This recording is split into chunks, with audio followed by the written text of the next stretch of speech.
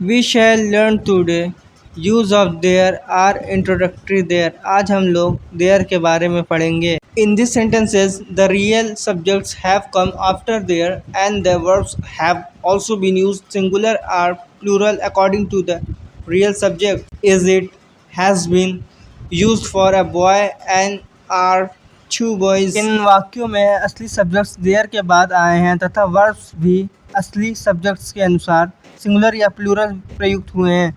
A boy के लिए इस तथा टू बॉयज़ के लिए आर का प्रयोग हुआ है. इसमें कह रहा है कि सब्जेक्ट जो है देयर के बाद आया है और इसमें जो एक वचन यानी सिंगुलर के लिए इज़ आया है, एम आया है, जबकि प्लूरल के लिए बहुवचन के लिए आर आया है.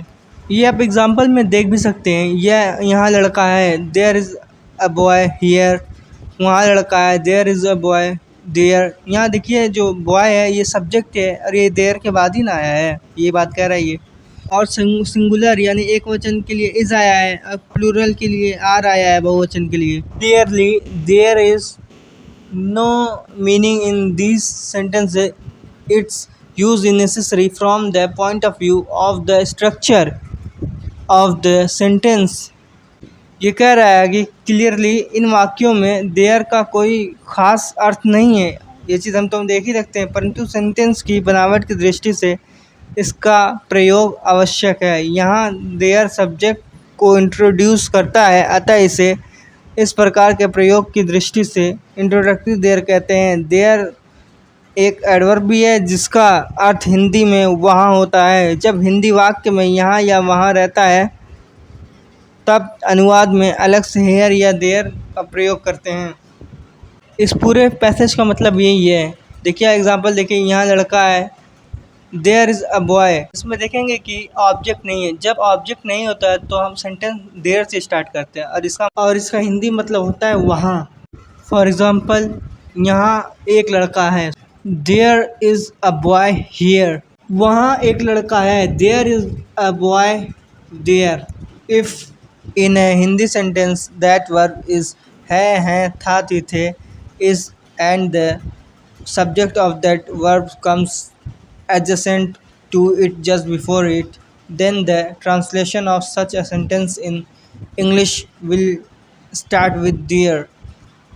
इसका मतलब ये है कि अगर हिंदी वाक्य की क्रिया है, था, थी, थे हैं तो और उस क्रिया का सब्जेक्ट यानी उस वर्ब का सब्जेक्ट उससे सटा हुआ हो, उससे ठीक पहले आए तो अंग्रेज़ी में ऐसे वाक्य का अनुवाद देयर से प्रारंभ करते हैं. ऊपर एग्जाम्पल दिया है, हम देख सकते हैं. पानी है, देयर इज़ वाटर. पानी था, देयर वाज वाटर. यहाँ वाटर जो है सब्जेक्ट भी है, नाउन भी है, कॉम्प्लीमेंट भी है, सब है यहाँ पे. और ये सब्जेक्ट जो है वाटर ये वर्ब के बाद आया है, इसलिए इसको हमने देयर से स्टार्ट किया है. Let's start rule number 1. These sentences in which the presence or absence of something is told somewhere start with there. First rule में ये कह रहा है ऐसे वाक्यों की क्रिया यानी वर्ब इनकम्प्लीट होती है और सब्जेक्ट वर्ब के बाद आकर कॉम्प्लीमेंट बन जाते हैं. यही बात मैंने आपको बताई थी. मैं सिर्फ इसका हिंदी बता दे रहा हूँ क्योंकि टाइम ज़्यादा लग रहा है, वीडियो बड़ी हो जा रही है. सच सेंटेंसेस इसका हिंदी बताता हूँ. ऐसे वाक्यों के आरंभ में सब्जेक्ट नहीं होता बल्कि कुछ अन्य शब्द आते हैं. इन वाक्यों में देयर का कोई अर्थ नहीं होता और यह इंट्रोडक्टरी एडवर्ब कहलाता है. लास्ट में कह रहा है कि देयर के बाद इज़ अमाद वाज एंड वर कोई एक हेल्पिंग वर्ब लगाते हैं, उसके बाद सब्जेक्ट लिखते हैं. फॉर एग्ज़ाम्पल एक राजा था, देयर वाज अ किंग रहेगा यहाँ पे. आकाश में बादल हैं, there are clouds in the sky.